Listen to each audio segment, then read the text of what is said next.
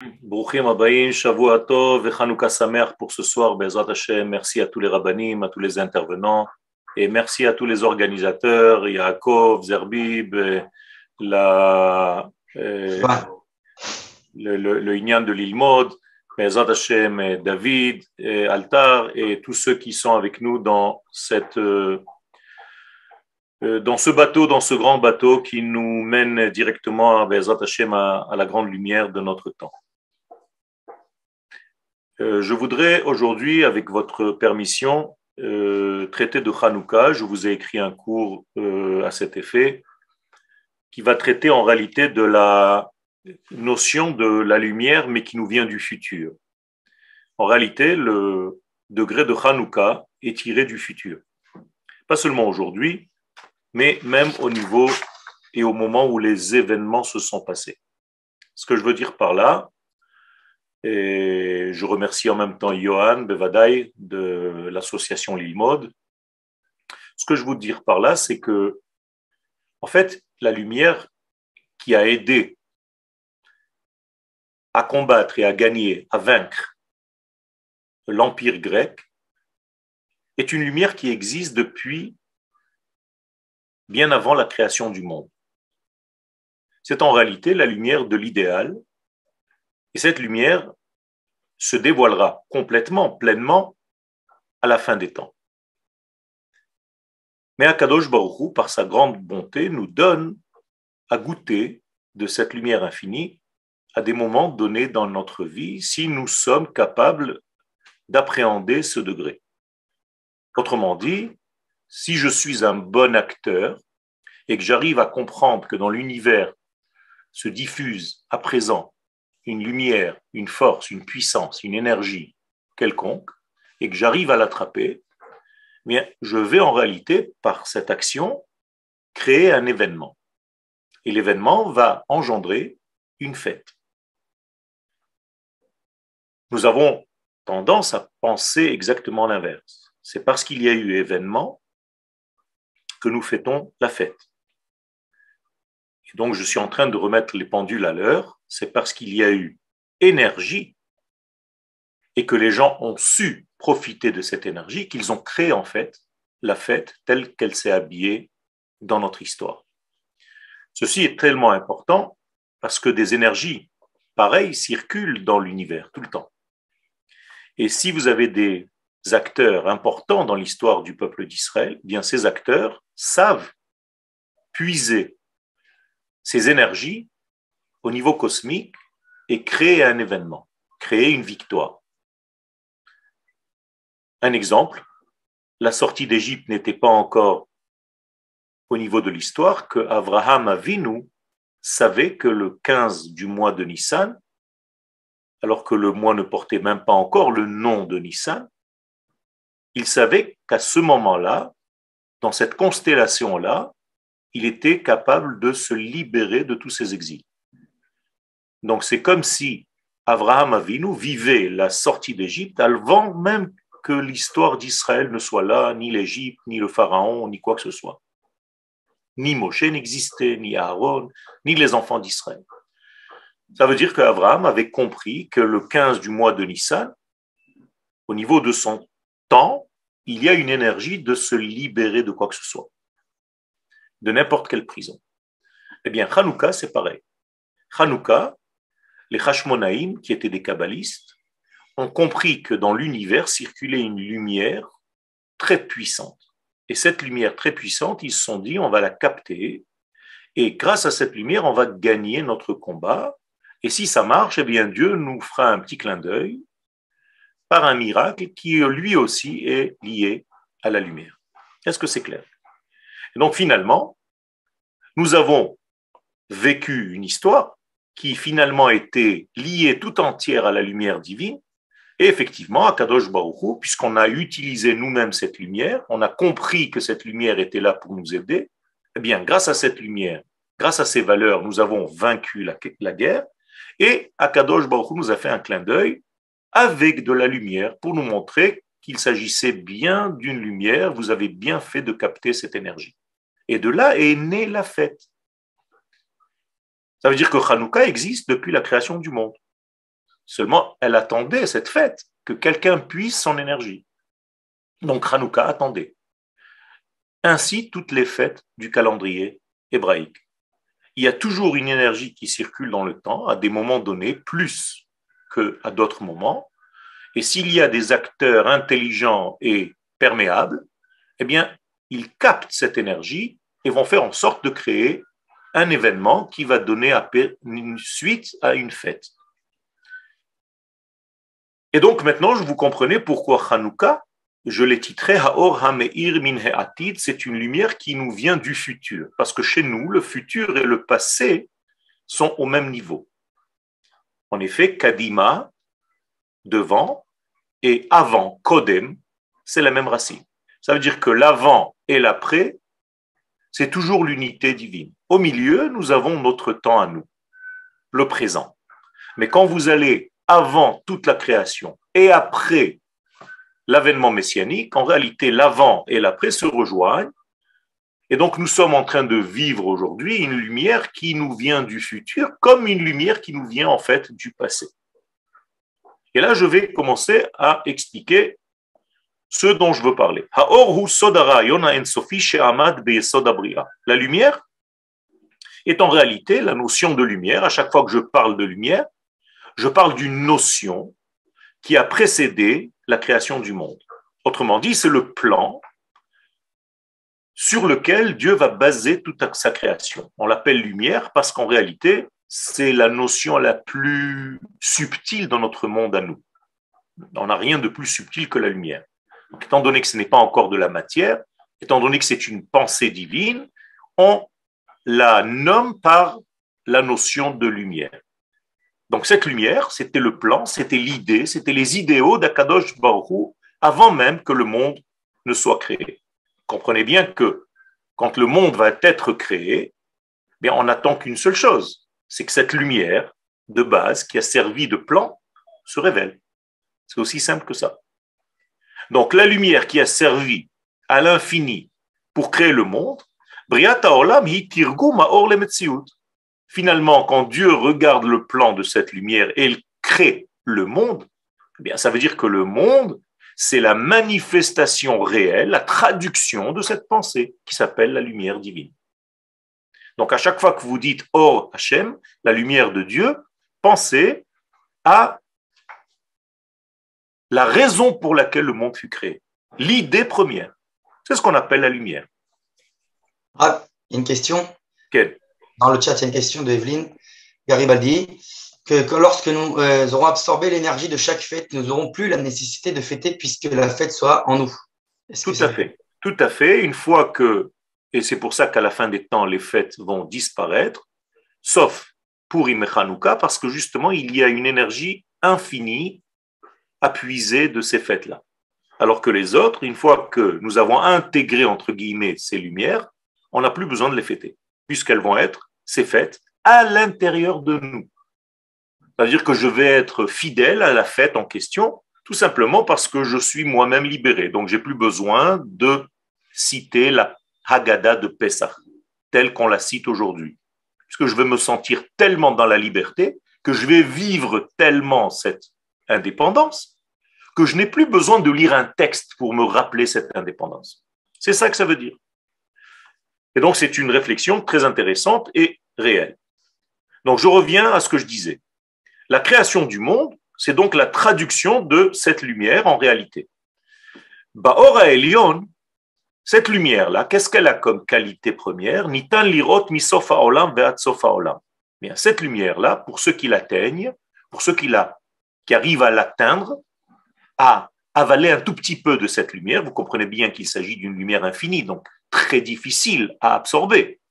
Mais si on arrive à absorber un tout petit peu, ne serait-ce que par une étude approfondie, eh bien cette lumière nous permet, une fois qu'elle devient faisant partie de notre être, elle nous permet de voir de l'extrémité du monde jusqu'à l'extrémité du monde.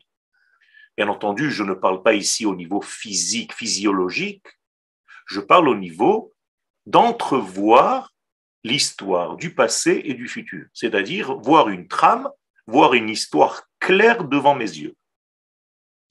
Une histoire qui a commencé par une volonté divine et qui se terminera par l'apparition de cette volonté divine dans le monde. Et donc finalement, cette lumière me permet de voir une avancée continuelle, fidèle à la source. Ça, c'est la qualité première de cette lumière. C'est d'ailleurs cette lumière qui va donner naissance à la prophétie. Donc les prophètes voient cette lumière. Ils vivent de cette lumière. Donc ils sont capables de voir le lendemain et le surlendemain.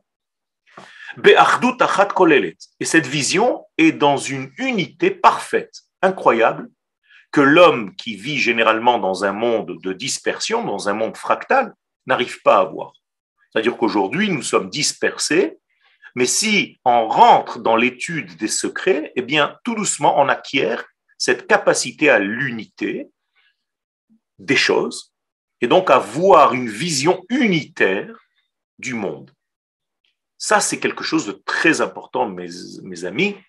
C'est ce qu'en réalité, on appelle la vision divine de la réalité. Et un jour, on devra voir le monde de cet œil-là, avec ces yeux-là. Comme nous le disons dans la prophétie, Ki aïn be'aïn ir'u beshuv Hashem Tzion. Ceux qui ont cet œil-là, cette manière de voir l'existence, voient comme Dieu l'histoire humaine. Qu'est-ce que ça veut dire comme Dieu? Bien, du haut vers le bas. Ils arrivent à voir, à entrevoir, à voir la totalité de l'histoire comme si elle était posée sur la table. Quelque chose de très clair. Et avoir cet optimisme nécessaire pour avancer, puisque Akadosh Baruch Hu, par définition, c'est le roi de l'optimisme, puisque sa création ne rate pas. Même s'il y a des défaites au milieu, ce sont en réalité des marches arrière pour mieux avancer. Mais jamais, au grand jamais, Akadosh Baruch Hu ne rate sa création. Donc, nous allons devoir un jour voir le monde avec les yeux de l'infini. Notre œil sera rivé à l'œil de l'infini. Yada Akadosh Baruch Hu merosh. Et donc Akadosh Baruch Hu savait depuis le début. Ma'asehem hamekulkalim shel dorot enosh hamabul ve'apalaga. Il y avait 3 générations malfaisantes qui ont détérioré le monde. Et Dieu l'avait vu. Donc qu'est-ce qu'il a fait avec cette grande lumière de départ avec laquelle il a créé le monde? Mais à ça, qu'est-ce qu'il a fait? Ganaz et haor shelo yochlu lehenot mimenu hareshaim. Il a fait en sorte de cacher cette lumière, de la camoufler, pour ne pas que les mécréants en profitent. Et donc, en réalité, cette lumière existe toujours, puisqu'elle n'a pas disparu. Elle est juste cachée. Elle n'est pas vue de l'œil, en tout cas pas de l'œil superficiel. Quelqu'un qui a un œil beaucoup plus profond, eh bien, arrive à voir cette lumière. Chez Nehema, donc le verset qui nous relate le fait qu'Akadosh Baruch Hu a caché cette lumière, est dans Iyov, dans Job, au chapitre 38. Veimna mireshaim oram. Akadosh Baruch Hu fait en sorte d'éviter de donner cette lumière aux méchants. Donc il y a ici un système de protection de la lumière elle-même qui ne laisse pas pénétrer les gens qui ne sont pas capables, les gens qui sont mauvais, qui ne sont pas de sa hauteur. Donc il n'y a rien à craindre. Ou les mignazo. Et pour qui Akadosh Baruch Hu a caché cette lumière? Parce que s'il la cache, ça sous-entend que c'est momentané. On ne joue pas à cache-cache indéfiniment. Un jour, on est à cache-cache et après, on révèle tout ça. Pour qui il a dévoilé cette lumière? Pour qui il la dévoilera? Pour qui il l'a cachée? La tzadikim, la atid lavo. Pour tous les tzadikim de toutes les générations. Quand on dit les atid lavo, ce n'est pas seulement dans le futur lointain, c'est-à-dire dans le futur continuel. C'est-à-dire à chaque génération, il y a un tzadik, eh bien lui, ce tzadik, peut utiliser cette lumière. Et donc tous les tzadikim de toutes les époques ont vu cette lumière que Dieu a prévue pour eux et a caché des méchants. Chez Nehemar, là aussi un verset, Vayar Elohim et haor kitov, Dieu a vu que cette lumière était bonne, c'est un verset de la création du monde. Et donc on parle de la même lumière. Ve'en tov el tzadik, et les sages nous disent quand on parle de tov, c'est les tzadikim.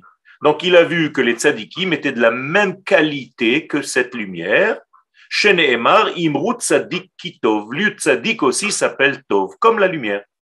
Étant donné que le tzadik est de la même qualité que la lumière, eh bien lui arrive à capter cette lumière et à vivre de cette lumière, j'allais dire à vivre au niveau de cette lumière. C'est extraordinaire, dans le véritable sens du terme. C'est extra-naturel, c'est au-delà de la nature normale. Donc en réalité, il s'agit d'une lumière qui ne vient pas de notre monde matériel, mais qui nous vient d'un niveau inconnu au système rationnel de l'homme. Ce niveau-là, c'est le niveau 8. Le niveau 8, c'est le niveau qui est au-delà du rationnel humain qui, lui, est au maximum au nombre 7, au chiffre 7. 6, ce sont toutes les directions, et 7, c'est le temps. Donc si nous avons toutes les directions du monde, c'est-à-dire la droite, la gauche, devant et derrière, en haut et en bas, voilà 6 directions, multiplié par la notion de temps qui, elle, est liée au chiffre 7, donc 6 fois 7, 42. 42, c'est en réalité toutes les étapes qu'on doit traverser dans le désert pour arriver à un degré qui est supérieur. Et donc, supérieur au 6 fois 7, c'est déjà le 8. Donc, dès qu'on touche au 8, ou bien dès que la Torah parle du 8, ou bien dès que les sages parlent du 8, ou bien dès qu'on a affaire à quelque chose qui est de l'ordre du 8, sachez que ça dépasse la logique humaine.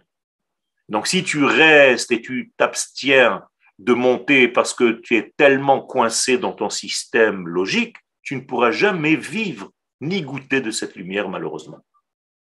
Donc, cette lumière ne la goûtent que ceux qui arrivent à lâcher prise, à un moment donné, de leur intellect, de leur intelligence, de leur subjectivité, et à se donner, en quelque sorte, à un degré qui les dépasse. D'ailleurs, comme la terre d'Israël. Si un jour on vous demande quel est le nombre, le chiffre de la terre d'Israël, sachez répondre que c'est le 8. Pourquoi? Parce qu'elle est hors nature. Et tout ce qui se passe ici n'est pas naturel. Ce qui marche à l'extérieur ne marche pas ici. Ce qui ne marche pas à l'extérieur marche ici. C'est incroyable. Et donc, cette terre s'appelle la terre de la soumission de l'homme. Si tu te soumets, eh bien, tu arrives à y vivre. Si tu ne te soumets pas parce que tu es tellement logique que tu es coincé dans ton système de réflexion, eh bien, tu ne peux pas vivre sur cette terre. Traduction du lâcher-prise de cette terre, Eretz Knaan. Knaan veut dire en hébreu la terre de je me soumets. Ani nichna. Donc la terre de la soumission. En terre d'Israël ne peut vivre que celui qui se soumet à un degré qui le dépasse. Si tout chez toi est logique, mathématique, cartésien, tu ne pourras jamais vivre, faire de vieux os sur cette terre. Raph, Quel? on a deux questions de Sarah donc, sur le chat par rapport à ça. Est-ce que ça veut dire d'abord que si on obtient donc ces dimensions dont vous parlez, est-ce qu'on comprendra toute l'histoire humaine avec cette degré ultime? Exactement, c'est tout simplement l'histoire humaine qui est posée devant toi. Je vous ai dit tout à l'heure qu'à Purim, on a un semblant aussi de cette vision. C'est pourquoi on ne lit pas la Megillah d'Esther sans l'avoir ouverte complètement. Alors pourquoi on ouvre, on déroule tout le rouleau de la Megillah d'Esther? Vous avez vu qu'on ne lit pas passage par passage comme dans la Torah. On ouvre tout. Mais pour montrer comme un acte symbolique que j'ai toute l'histoire posée devant moi. Le passé, qui était commencé par un pogrom, le milieu avec toute l'embrouille entre Mordechai et Esther, et l'avenir, je vois déjà en gros que les méchants vont être pendus, puisque je vois toute la Megillah devant mes yeux. Vous comprenez? Qu'Akadosh Baruch Hu nous place à un niveau supérieur de la vie, à condition que nous soyons capables de nous annuler, de lâcher prise quant à notre monde intellectuel qui, lui, ne lâche pas. Il veut tout contrôler, tout avoir en main. Et s'il ne comprend pas, ça ne veut dire que ça ne marche pas. Pas du tout.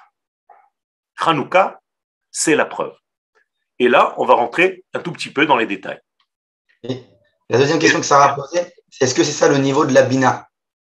Exactement. Le niveau de la Bina, c'est le 8e degré. C'est pour ça qu'on chante à Hanouka Bne Bina Yemesh Mona Kav Ushi Irure Nanim. Eh bien, tout simplement, nous disons qu'on a affaire ici au chiffre 8. On appelle les enfants du discernement supérieur, les enfants de la Bina, Yemeshmona, 8 jours. C'est extraordinaire par la Gemara, quand elle traite de Hanouka, elle nous dit que le premier jour est déjà plein des 8 jours. C'est incroyable. Elle nous dit dans la Gemara, le 25 du mois de Kislev, c'est-à-dire ce soir, Tmania Yoma Inun. Ce sont 8 jours. Alors je ne comprends pas. Que tu me dises que les 8 jours commencent le 25 du mois de Kislev, je veux bien comprendre. Mais la Gemara, c'est parler en hébreu. C'est parler en araméen. Elle sait s'exprimer. Mais ce n'est pas ce qu'elle me dit. La Gemara me dit que le premier soir, c'est déjà les 8. Donc ce soir, quand vous allez allumer la première lumière, vous avez déjà les 8. Parce que vous êtes déjà dans l'infini. Vous êtes déjà dans l'infini. Dans l'infini, il n'y a pas besoin de jour après jour. Alors pourquoi on a besoin des jours après pour allumer? Mais tout simplement pour que cette lumière, elle arrive sur Terre. Alors le premier soir, on est en réalité comme dans un film de l'infini béni soit-il. Et le dernier soir de Hanouka, on va l'appeler Zot. Zot, c'est une définition. Ah, enfin, Zot, voilà, je peux la voir, elle est là, elle est dans mon monde, à moi, ici-bas. Ça, c'est le secret. Donc je continue. Akadosh Baruch Hu a caché cette lumière pour les tzadikim. Donc un véritable tzadik, c'est celui qui arrive à voir la lumière de ce degré 8. Et les sages, écoutez bien ce qu'ils sont en train de nous dire. Melamdim dans le Midrash Rabbah, Bereshit 12. Shloshim veshesh shaot, pendant 36 heures, Shimsha ota haora, cette lumière que Dieu a créée, a fonctionné dans le monde pendant 36 heures, avant que Dieu cache cette lumière. Vous vous rappelez, on a dit que Dieu a caché la lumière. Mais quand est-ce qu'il a caché cette lumière? Eh bien, d'abord, il a laissé Adam Arishon, le premier homme, en profiter parce que c'était le jour du Shabbat. Et comme il ne voulait pas vexer le Shabbat, Dieu a laissé cette lumière pendant le Shabbat, le premier Shabbat de la vie d'Adam, et Motsa et Shabbat, Dieu a caché cette lumière. Or, le Shabbat entre, en tout cas sa lumière commence 6 heures avant l'entrée du Shabbat. 12 heures avant l'entrée du Shabbat. Donc, c'est-à-dire que nous sommes 24 heures du Shabbat, plus 12 heures avant le Shabbat, nous avons en réalité 36 heures. Donc, la lumière a servi, cette fameuse lumière cachée a servi déjà dans le monde au moment de la création, le premier Shabbat, 12 heures avant et 24 heures pendant le Shabbat. D'accord?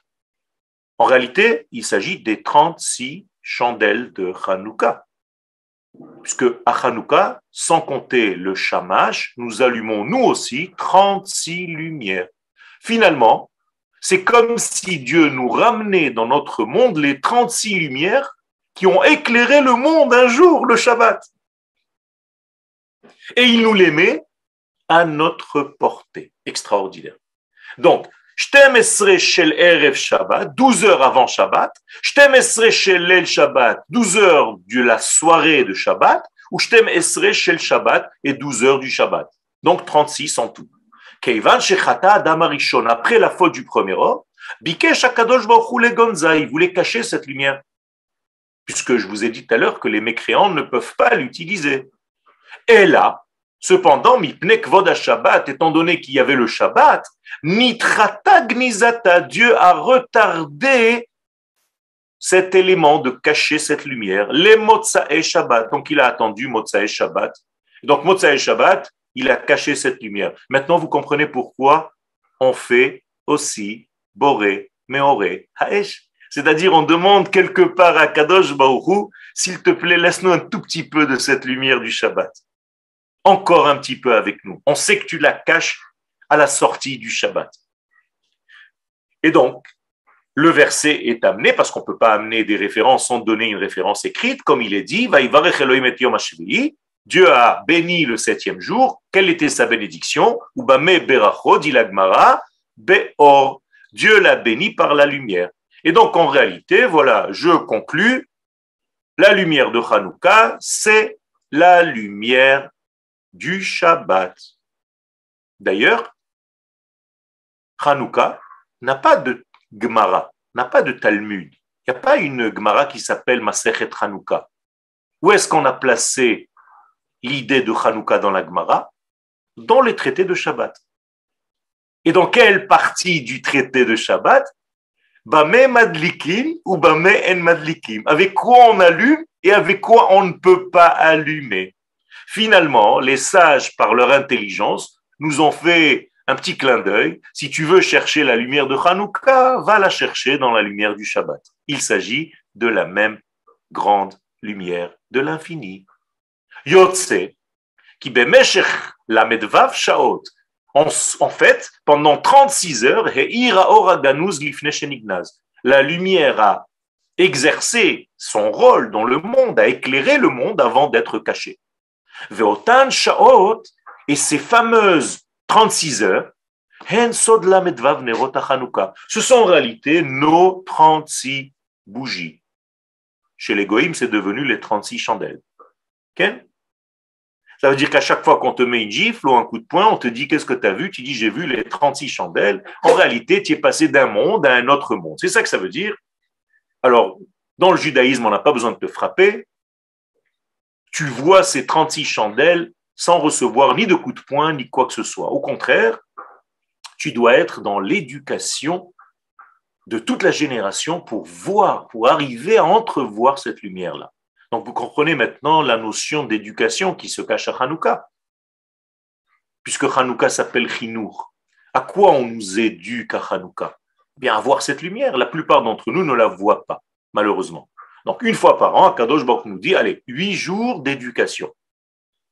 L'éducation à quoi? Bien, pas éducation à faire ci, ni éducation à faire ça. Éducation à vivre selon votre véritable niveau. Celui que vous n'avez plus vraiment connu, parce que vous l'avez oublié, parce que c'est un muscle qui s'est atrophié. Eh bien, ces 36 degrés, ce sont les 36 lumières du Or Haganous, de la lumière cachée que tu dois pendant 8 jours apercevoir dans ta vie. Alors, les gens les plus malins, que font-ils pendant ces 8 jours de Hanouka? Eh bien, ils volent de cette lumière, ils la mettent dans les poches. 36 lumières, pendant 8 jours de Hanouka, tu en mets plein tes poches.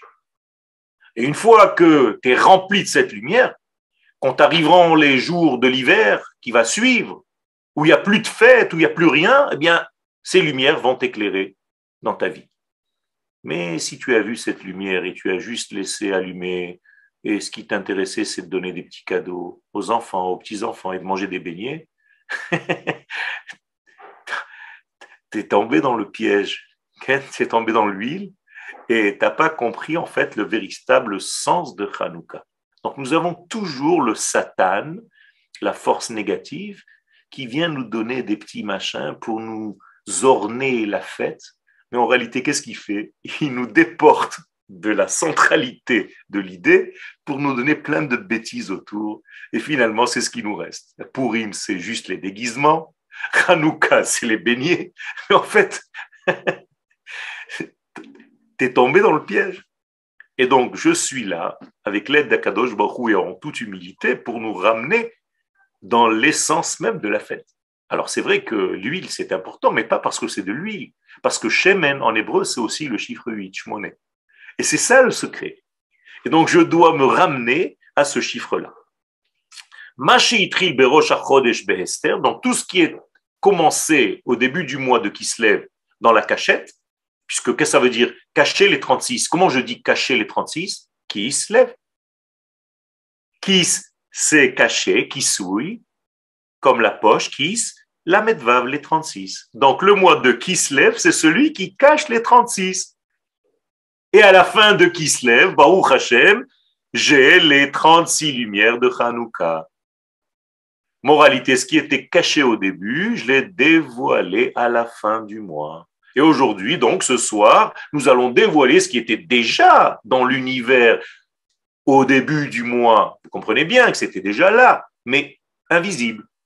Et maintenant, ça devient visible. Ça devient presque palpable puisque tu vas voir les lumières et tu vas rester à côté.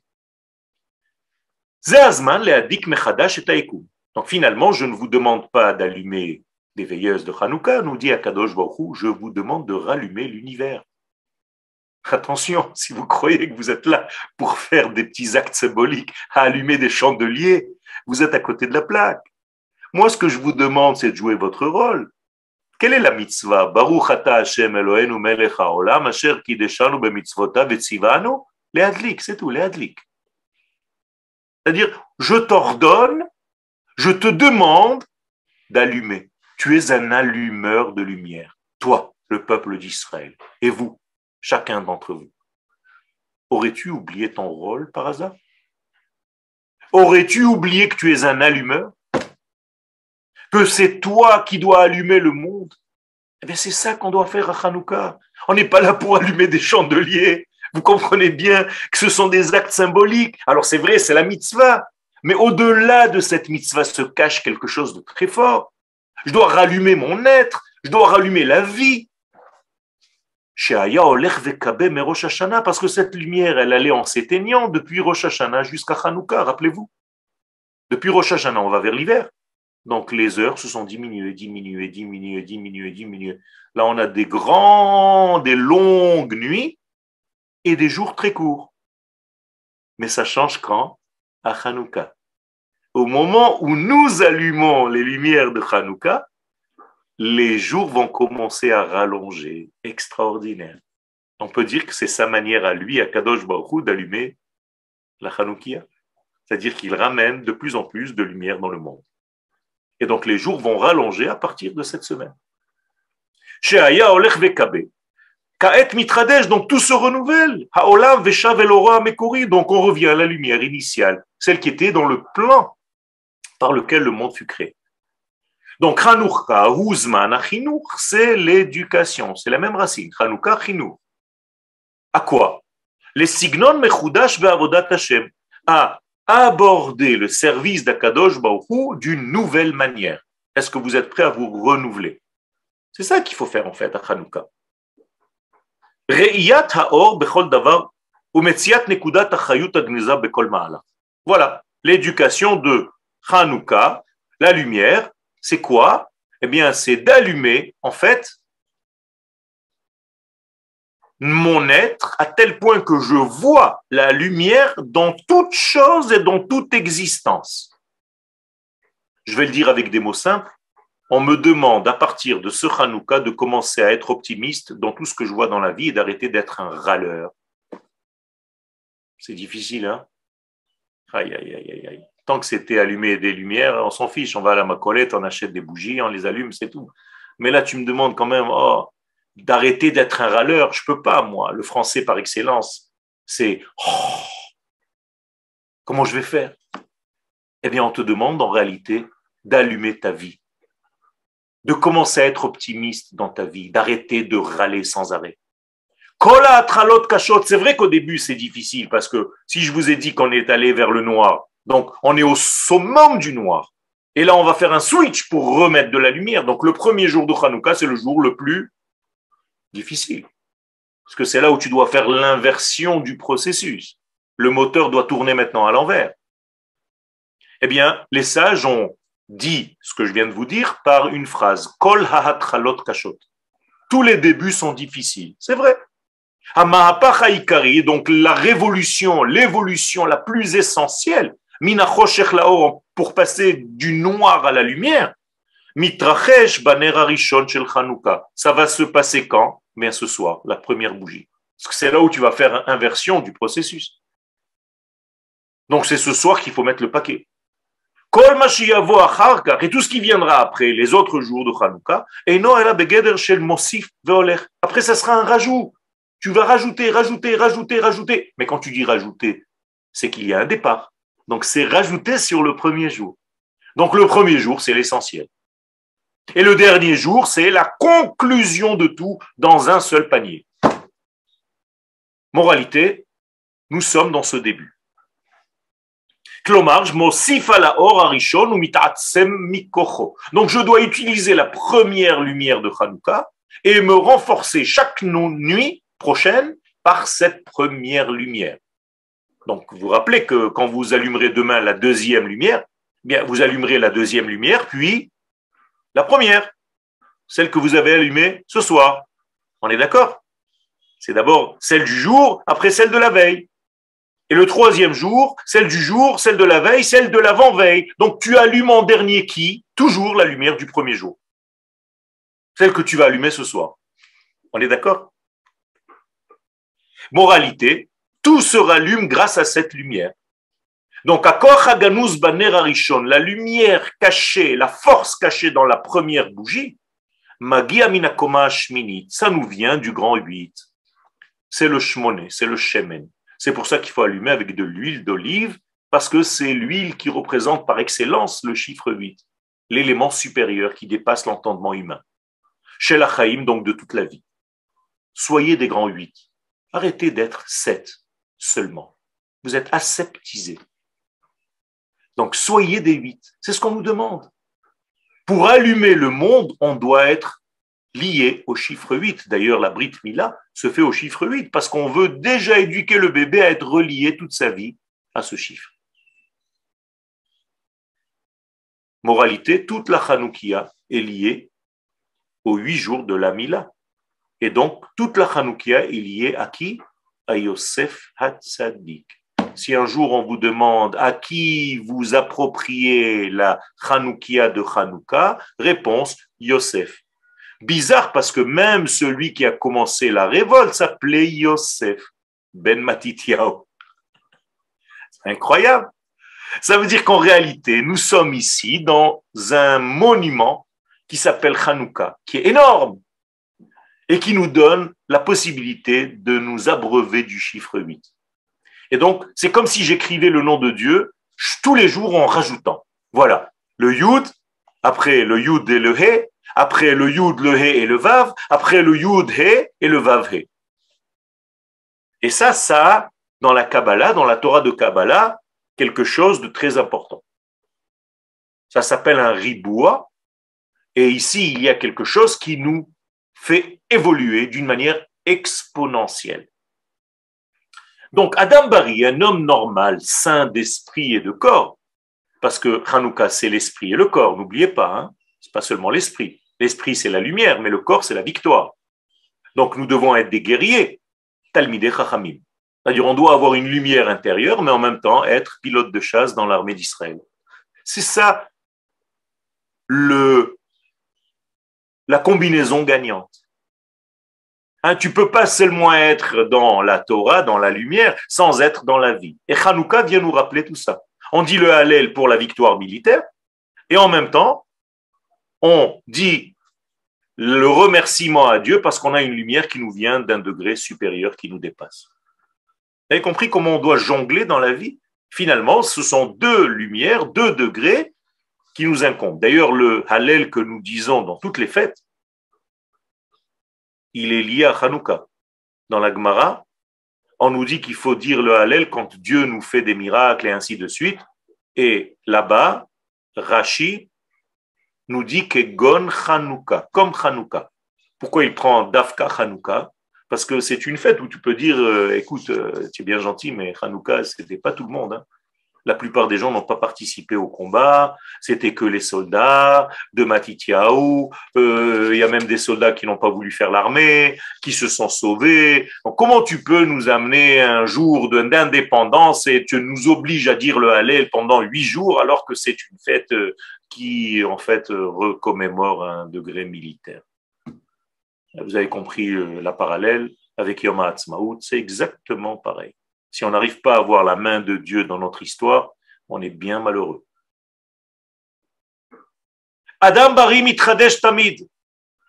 Donc un homme normal se renouvelle à chaque instant. Mosif veoler. Mosif, Yosef.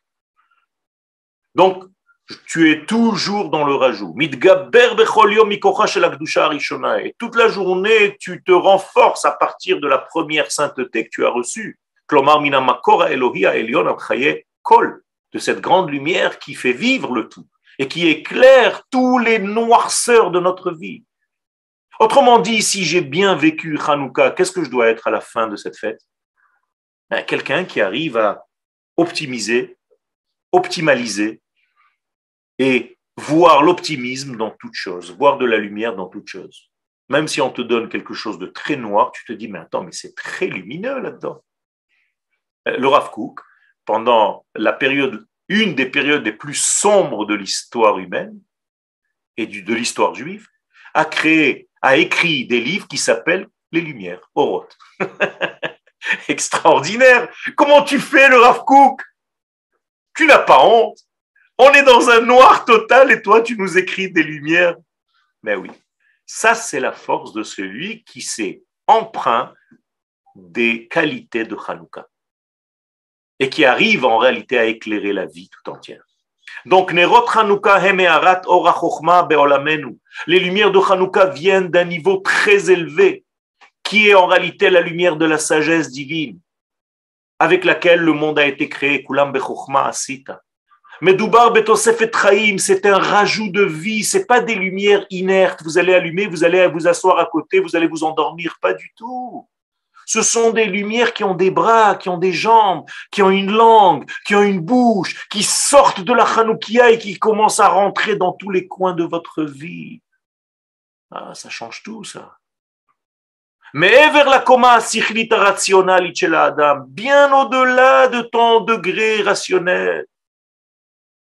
Et c'est d'ailleurs ça que les Grecs n'ont pas supporté. Hayevanim baum melevou shacher, kedelim noa. Les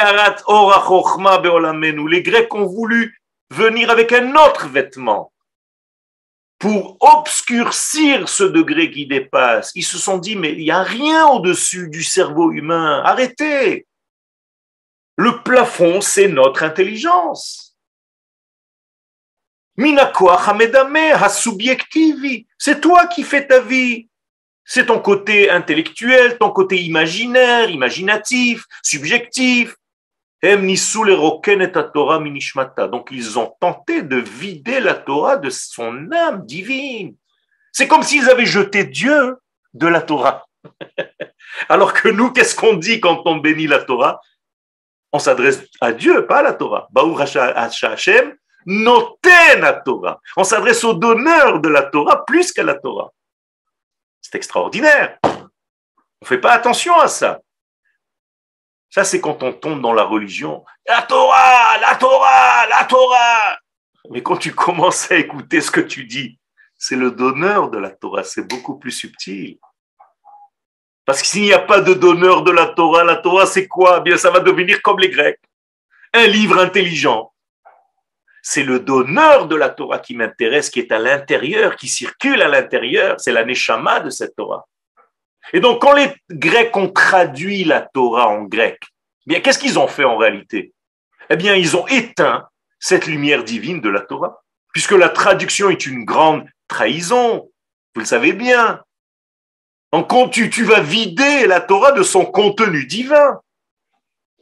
Et d'ailleurs, la Chachamim nous disent que le jour où on a traduit la Torah en grec, le monde a été noirci, tombé dans les torpeurs du noir pendant 3 jours. Incroyable, terrible.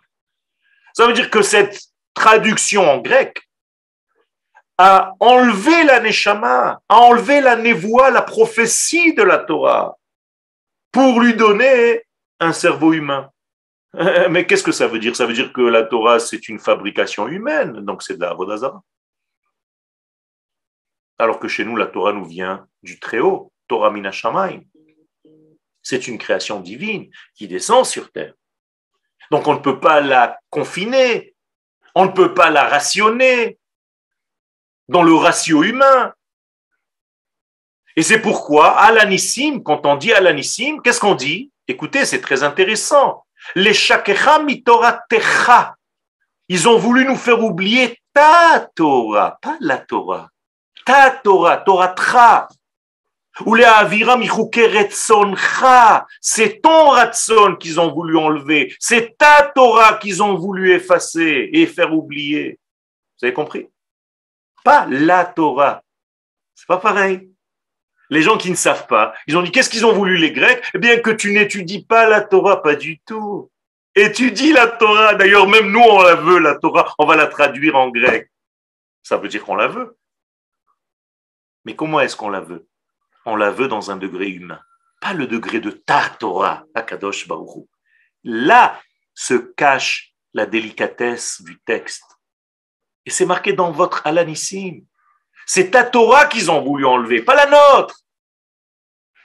Vous savez quoi? On va faire même des forums entre Grecs et Juifs. On va disserter sur la Torah humaine d'une manière philosophique. On va philosopher sur la Torah. Terrible.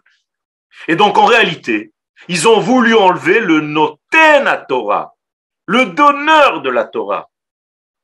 Et aujourd'hui, malheureusement, et je termine par ça, ceux qui n'étudient pas la profondeur de la Torah de Dieu, et qui se suffisent d'une Torah premier degré, bien c'est comme s'ils vidaient de cette Torah le niveau divin, chas v'shalom. Vous comprenez que c'est très important d'étudier le fond de la Torah. Parce que quand tu étudies le fond de la Torah, tu te rappelles du donneur de la Torah. Et c'est pourquoi le texte que nous devons utiliser aujourd'hui et étudier aujourd'hui de plus en plus, c'est la splendeur, c'est la grande lumière, c'est le Zohar. Parce que c'est ça la Torah que les Grecs ont voulu nous enlever de la vie. Et si tu continues à faire le même travail, tu es un Grec, toi aussi.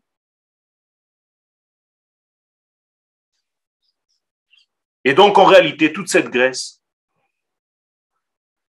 elle vient nous dire, vous avez apporté au monde un livre très intelligent, merci beaucoup, peuple juif, quittez l'histoire maintenant, vous allez vous fondre avec nous, on va tous vous rentrer avec nous et vous allez disparaître dans l'histoire humaine. Message, les Hashmonaïm, mes amis, sont venus, eux aussi, du chiffre 8. Hashmonaïm, eux aussi font partie du 8. Donc, les acteurs qui ont corrigé tout ça doivent obligatoirement arriver du chiffre 8. Donc, ce sont les acteurs du 8 qui ont rallumé l'huile qui est un grand 8 pour nous donner la Neshama qui est un 8, Shmoné, Neshama, et qui nous ont ramené à l'essence même de tout ce 8 duquel on parle, Shmonat Yemei Chanouka. D'ailleurs, tout le Inyan de Chanouka, c'est le Mashiach. Et je vais dépasser le texte parce que le temps est arrivé. Je vous écris ici Mashiach en grand. Et vous avez ici en réalité le messianisme d'Israël. Qu'est-ce que c'est Mashiach? Madlikim Shmona Yemei Chanouka. Voilà le Mashiach. C'est l'allumage des 8 lumières et nous sommes dans le messianisme complet. Toda Rabba, merci pour votre écoute. Merci beaucoup, Rav. Et on va, donc, Shavua Tov Gam la Rav et Chanouka Sameach. On va tout de suite recevoir, enfin tout de suite, j'essaie de repérer si le Rav Partouche s'est connecté. On va tout de suite donc recevoir le Rav Partouche pour savoir qu'est-ce que c'est le fameux secret du Chanouka Time, le temps de Chanouka. Je vois que le Rav n'est pas encore connecté. Il n'est pas encore connecté, on peut faire une ou deux questions si vous avez. Oui, Rav, vous pouvez continuer en attendant. Alors, si vous avez une ou deux questions, il n'y a pas de souci, jusqu'à ce que le Rav Partouche arrive. Tous ceux qui veulent poser des questions, vous pouvez ouvrir vos micros et poser donc ouvrir vos micros le temps de la question. Même les micros sont Kodesh aujourd'hui, micro et Kodesh. C'est bien, Edouard, au moins je te fais rire.